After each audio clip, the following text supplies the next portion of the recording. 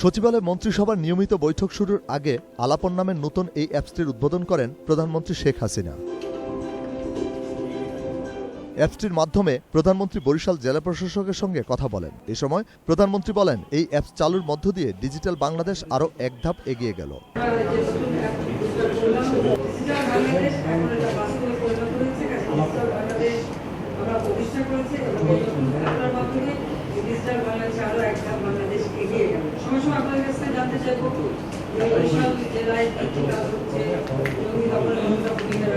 এদিকে মন্ত্রিসভার বৈঠকের পর প্রেস ব্রিফিংয়ে মন্ত্রিপরিষদ সচিব জানান, আলাপনের সাহায্যে 14 লাখ সরকারি কর্মকর্তা স্বল্প খরচে দেশ বিদেশ থেকে নিজেদের মধ্যে ফাইল লেনদেন ও ভিডিও কনফারেন্স করতে পারবেন। এটার যেটা কাজটা এটা হলো যে এখানে লোকজন প্রবলেমগুলো জানায় এবং সেটা তাৎক্ষণিকভাবে তারা সমাধান করে। এই অ্যাপসে সরকারি অর্থ সাশ্রয় হবে বলেও জানান মন্ত্রিপরিষদ সচিব।